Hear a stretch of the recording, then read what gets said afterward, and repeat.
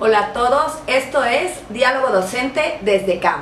Yo soy Liliana Grajales y estaré con ustedes para realizar este nuevo proyecto educativo. Por favor, contacten con nosotros a nuestro teléfono 61 269 40 y también pueden escribirnos comentarios o sugerencias sobre el programa a nuestro correo electrónico camchis03@hotmail.com. En nuestras redes sociales estamos en Facebook e Instagram como Centro de Actualización del Magisterio Chiapas.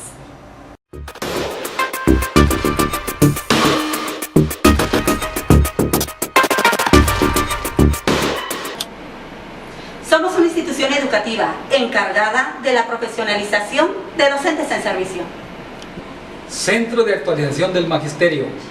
desarrollo e innovación educativa. ¡Te esperamos! ¡Inscríbete!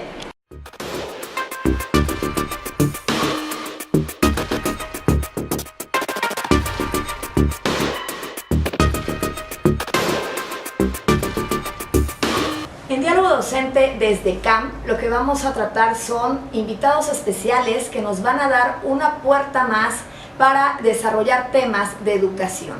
La educación hoy en día es la base para todo ser humano y nuestra sociedad lo está demandando. El día de hoy abordaremos el tema la memoria y su función en el desarrollo del aprendizaje. Y tendremos un invitado especial que es el doctor Eliu Ramos Salas, que tiene un doctorado en educación, una maestría en psicopedagogía y una especialidad en orientación educativa.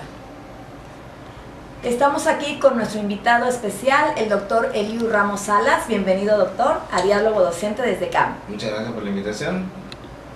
Muy bien, el tema de hoy, lo que vamos a platicar es la memoria y su función en el desarrollo del aprendizaje. Doctor Eliu, ¿es lo mismo aprender que memorizar? Memorizar en muchas ocasiones es identificado como una parte del aprendizaje y esto ha hecho que en lo que es la didáctica y la pedagogía se consideraba durante mucho tiempo a lo que era aprender cómo memorizar o evocar una información. De hecho se satanizó durante el constructivismo la actividad de memorizar, tomando un poquito al señor Ausubel, que hablaba sobre esta cuestión del aprendizaje significativo. Se consideró que memorizar no era una actividad importante dentro del proceso del desarrollo del aprendizaje escolar. Hoy por hoy, dentro de las neurociencias, se está empezando a identificar que la memoria como una actividad se vuelve importante para el proceso de las conexiones neuronales y la evocación de la información. De hecho, más adelante vamos a ir hablando sobre cómo la memoria se vuelve trascendente en el proceso del aprendizaje y del proceso del lenguaje, así como del proceso de la conciencia del sujeto. Entonces, ¿cuál sería la función de la memoria en el desarrollo del aprendizaje del estudiante? La importancia de hablar de la memoria enmarca en una situación muy trascendente que tiene que ver con no almacenar la información solamente, sino ponerla disponible para cuando el contexto o el medio así lo solicite. Siempre se ha identificado a la memoria como un proceso estático. Cuando se habla de la memoria dentro de la función cerebral, estamos hablando de una actividad dinámica. Sí. Y esto implica que cada vez que nosotros hacemos cualquier actividad, sea esta motriz, sea esta abstracta o sea esta cognitiva, implica un proceso de movimientos a niveles de conexiones que favorecen que podamos tener un recuerdo y evocarlo. Todos nosotros tenemos que vivir de la memoria porque todos nuestros recuerdos lo que nos dan identidad y nos generan un proceso también de seguridad a nosotros mismos. Entonces, la memoria no es solamente una actividad de almacenar la información, sino es la actividad dinámica que tiene el sujeto para poder construir su identidad y poder hacer una construcción simbólica e identificación de su contexto y su medio.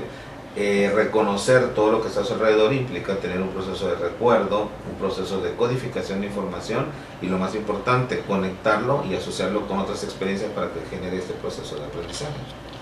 Muy bien, si hablamos de la función de la memoria en este proceso o desarrollo del aprendizaje, ¿se podría hablar de la misma forma para un niño de preescolar que para un niño de primaria o secundaria? Sí, de hecho me gustaría partir de lo que tiene que ver con el modelo de neurociencias. Hablando del modelo de neurociencia hay 4 procesos importantes que siempre se identifican. El primero es la memoria, el aprendizaje, la conciencia y el lenguaje. Estos 4 componentes son importantes porque al final de cuentas es como un ajedrez. Estas cuadros se tienen que ir acomodando de acuerdo a las necesidades y de acuerdo a las expectativas que queremos tener. Un niño, desde que empieza su etapa preescolar y la escolarización, empieza a tener necesidades, pero también empieza a tener motivaciones y tareas asignadas por un adulto que empieza a mediar lo que debe aprender y lo que no debe aprender.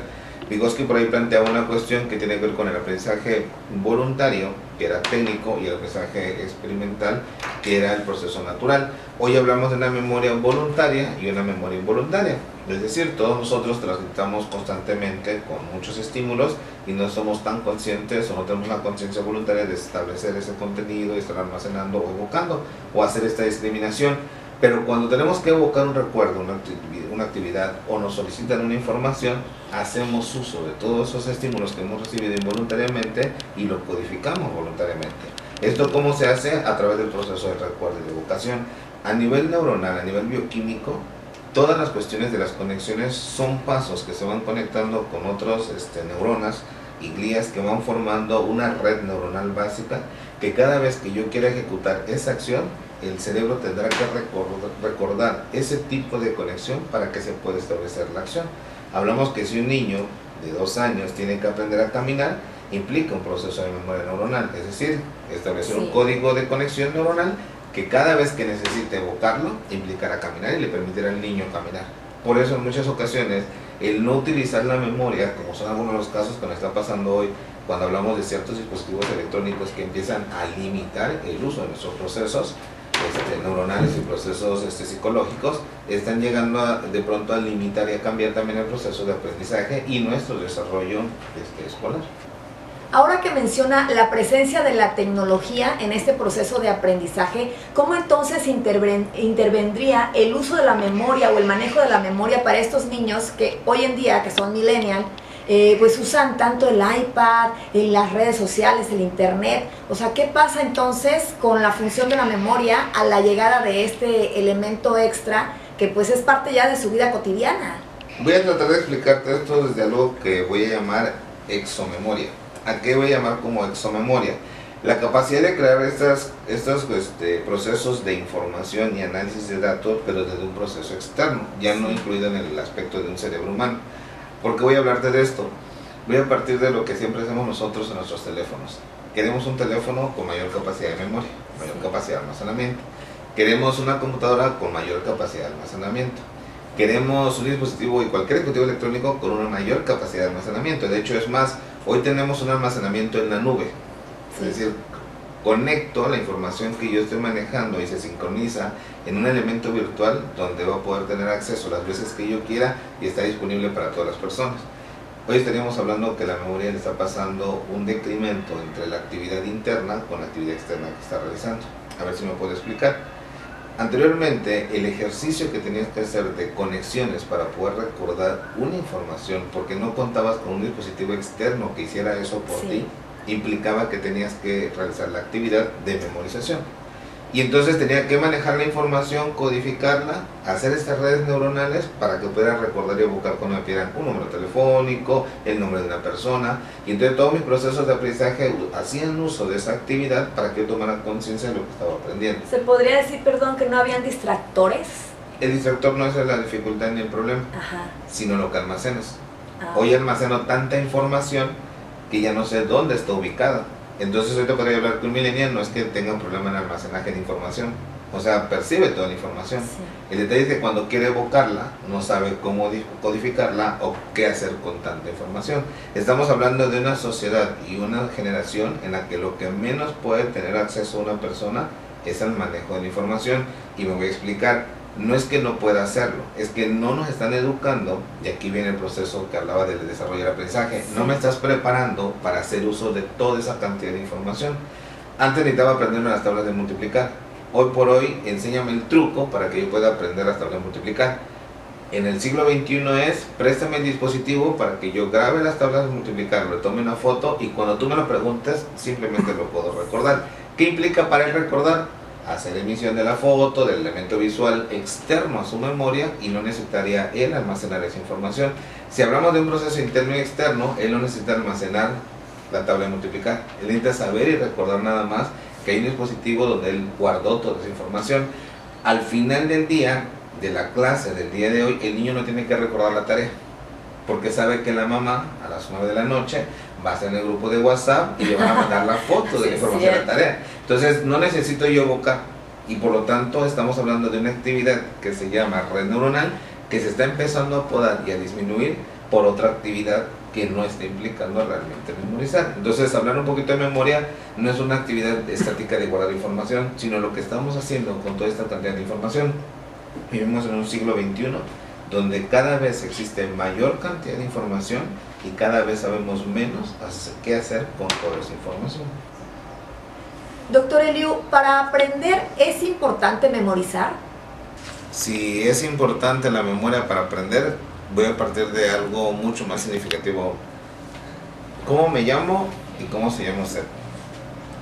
Y entonces tenemos algo que se llama nombre. El detalle es cómo identifico y cómo retomo ese nombre para dar mi identidad como persona. Cuando hablamos de si es importante la memoria, es porque no existiría ningún proceso de evocación en el ser humano que le favorezca aprender si no tiene algo que se llama memoria. Es decir, una información que pueda codificar, que lo pueda organizar, que lo pueda utilizar y le sea funcional para poder identificarse a sí mismo y poder comunicar a los demás. Entonces hablamos de que la memoria no solamente es importante para que genere el aprendizaje, sino la memoria es básicamente un proceso funcional y conectado correctamente con el aprendizaje para que se genere no solamente aprendizaje, se establezca algo que se llama lenguaje y por fin podamos tener a un ser humano que se está individualizando y que se está conociendo a sí mismo y que por lo tanto genera algo que se llama escolarización dentro de los ámbitos escolares o educativos. Bueno, este tema de la memoria y su función en el desarrollo del aprendizaje realmente es muy interesante, pero también es muy amplio. Y hoy no terminaríamos de platicar sobre ello, me imagino, ¿verdad? Así es.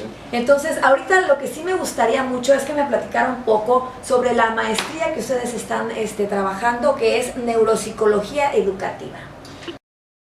INC te invita a conocer nuestra maestría en Neuropsicología Educativa, modalidad semipresencial y en línea. Cuenta con asesores e investigadores de alto grado de formación y experiencia. Inscríbete a la sede más cercana de tu interés. Contáctanos al 967-193-5053. Cuando hablamos de neuropsicología pensamos obviamente en un enfoque de tipo clínico médico, ¿no? Sí. Y normalmente tenemos como esa imagen, hablar de neurotransmisores, sistema nervioso y todas esas cosas.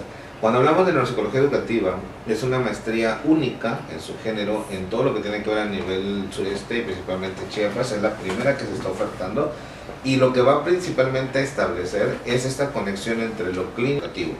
Entendemos que la mayor parte de los procesos de aprendizaje a nivel escolar están sufriendo evoluciones y que están sufriendo cambios muy importantes. Voy a hablar desde una situación de educación especial que puede ser un niño con trastorno espectro autista dentro de un salón de clase, como un niño con habilidades sobresalientes dentro de un salón de clase. Y el detalle es, ¿y qué hago con este niño? Entonces, nos hemos dado la tarea de entender que no solamente los cambios preceden o se establecen porque el niño tiene una habilidad más, sino también tenemos que aprender a estudiar por qué se están dando estos cambios dentro de las condiciones y dentro de ese siglo en el que estamos viviendo. Ese siglo que está cada vez más saturado de tecnología, de muchas evoluciones, de avances tan grandes a nivel de cerebro, a nivel de tecnología y a nivel de ciencia. Entonces tenemos que empezar a hablar de la neuropsicología educativa trasladada no solamente a un sistema clínico médico, sino trasladar a la educación cómo se puede beneficiar de educar al cerebro y no educar solamente a un ser humano. Si nosotros pensamos que el ser humano es una parte abstracta, una parte social, una parte cognitiva y una parte física, estamos fragmentándolo. Cuando hablamos de neuropsicología educativa es concebir que el ser humano es un ser humano por sí mismo.